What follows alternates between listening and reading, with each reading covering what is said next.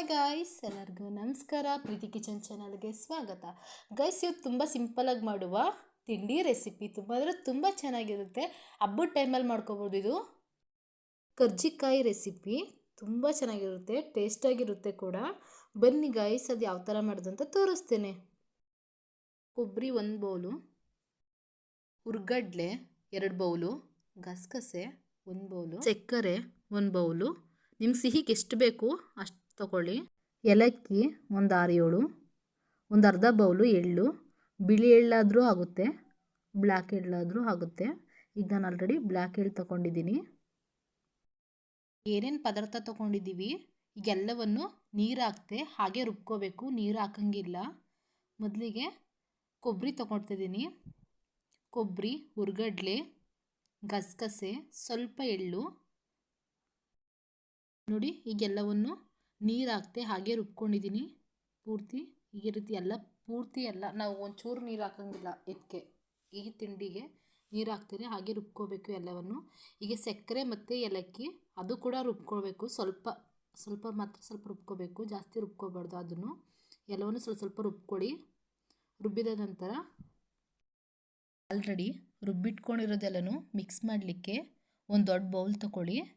ಇದಕ್ಕೆ ನೀರು ಹಾಕ್ತೇನೆ ಹಾಗೆ ಮಿಕ್ಸ್ ಮಾಡ್ಕೊಳ್ಳಿ. ಮೊದಲಿಗೆ ಕಾಯಿ ರುಬ್ಕೊಂಡಿದ್ವಲ್ಲ ಅದು, ಸಕ್ಕರೆ, ಕೊಬ್ಬರಿ ತುರಿ ಆದಮೇಲೆ ಸಕ್ಕರೆ ಹಾಕಿ ಪೂರ್ತಿ ಮಿಕ್ಸ್ ಮಾಡಿ. ಪೂರ್ತಿ ಎಲ್ಲ ನಾವು ಏನು ರುಬ್ಕೊಂಡಿದ್ವಲ್ಲ ನೋಡಿ, ಕಾಯಿ ಮತ್ತು ಸಕ್ಕರೆ ಎರಡು ಮಿಕ್ಸ್ ಆಗಬೇಕು, ಅಲ್ಲಿವರೆಗೂ ಮಿಕ್ಸ್ ಮಾಡಿ. ಈಗ ಹುರ್ಗಡ್ಲೆ ಮತ್ತು ಎಳ್ಳು ರುಬ್ಕೊಂಡಿದ್ವಲ್ಲ ನೋಡಿ, ಅದು ಕೂಡ ಮಿಕ್ಸ್ ಮಾಡಿ ಪೂರ್ತಿ. ಈಗ ನಾವು ಕೊಬ್ಬರಿ ಮತ್ತು ಸಕ್ಕರೆ ಇದೆಲ್ಲವನ್ನು ಹಾಕಿದ್ವಲ್ಲ ನೋಡಿ, ಈಗ ಪೂರ್ತಿ ಎಲ್ಲ ಮಿಕ್ಸ್ ಆಗಬೇಕು, ಸಪ್ರೇಟ್ ಆಗಬಾರ್ದು. ಹಾಗಾಗಿ ಎಲ್ಲ ಪೂರ್ತಿ ಒಂದೇ ಕಡೆ ಎಲ್ಲನೂ ಮಿಕ್ಸ್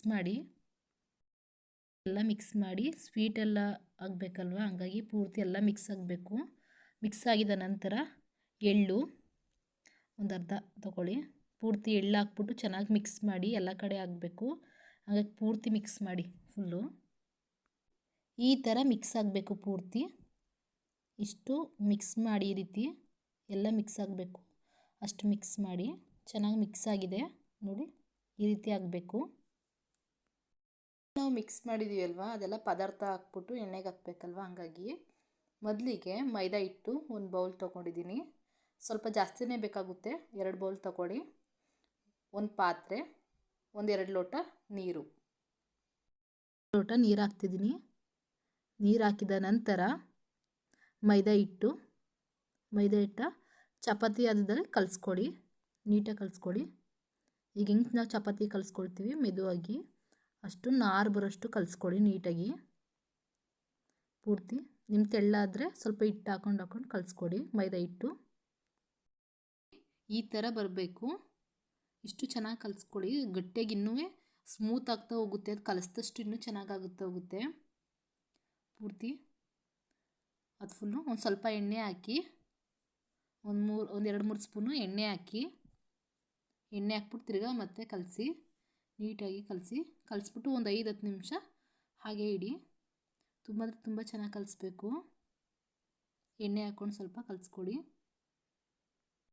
ಎಷ್ಟು ಚೆನ್ನಾಗಿ ನಾವು ಗಟ್ಟಿಯಾಗಿ ಕಲಿಸ್ತೀವೋ ಅಷ್ಟು ಚೆನ್ನಾಗಿ ಬರುತ್ತೆ, ಮತ್ತು ಸ್ಮೂತಾಗೂ ಕೂಡ ಇರುತ್ತೆ. ನಾವು ಲಟ್ಟಿಸ್ಲಿಕ್ಕೆ ತುಂಬ ಈಸಿಯಾಗಿರುತ್ತೆ. ಕಲಿಸ್ಕೊಂಡಿದ್ದ ನಂತರ ಕರ್ಜಿಕಾಯಿ ಬಟ್ಲಿಗೆ ನಾವು ಚಪಾತಿ ಥರ ಒತ್ತಿದ್ದೀವಲ್ಲ ನೋಡಿ, ಅದು ಹಾಕ್ಕೊಳ್ಳಿ. ಇದು ಅಂಗಡಿಲೆಲ್ಲ ಸಿಗುತ್ತೆ, ಅಂಗಡಿ ಸೈಡೆಲ್ಲ ಸಿಗುತ್ತೆ, ತಗೊಳ್ಳಿ. ಆ ಹಿಟ್ಟೊಳಗಡೆ ನಾವು ಆಲ್ರೆಡಿ ಪ್ರಿಪೇರ್ ಮಾಡ್ಕೊಂಡಿರುವ ಪದಾರ್ಥನ ಹಿಟ್ಟೊಳಗಡೆ ಹಾಕ್ಕೊಳ್ಳಿ. ಪ್ರೆಸ್ ಮಾಡಿದ ನಂತರ ಈ ರೀತಿ ಆಗುತ್ತೆ. ಈಗ ಎಲ್ಲವನ್ನು ಇದೇ ಥರ ಮಾಡ್ಕೊಳ್ಳಿ. ಎಣ್ಣೆ ಬಾಣಲಿಗೆ ಎಣ್ಣೆ ಹಾಕಿ ನೋಡಿ. ಎಣ್ಣೆ ಹಾಕಿದ ನಂತರ ಈ ರೀತಿ ನಾವು ಪ್ರಿಪೇರ್ ಮಾಡಿಕೊಂಡಿದ್ವಲ್ಲ ನೋಡಿ, ಅದೆಲ್ಲವನ್ನು ಎಣ್ಣೆಗೆ ಹಾಕಿ, ಎಣ್ಣೆಗೆ ಸ್ವಲ್ಪ ಕಾದ ನಂತರ ಈ ಎಲ್ಲವನ್ನು ಚೆನ್ನಾಗಿ ಬೇಯಿಸ್ಕೊಳ್ಳಿ. ನಾರ್ಮಲ್ ಫ್ಲೇಮಲ್ಲೇ ಬೇಯಿಸ್ಕೊಳ್ಳಿ.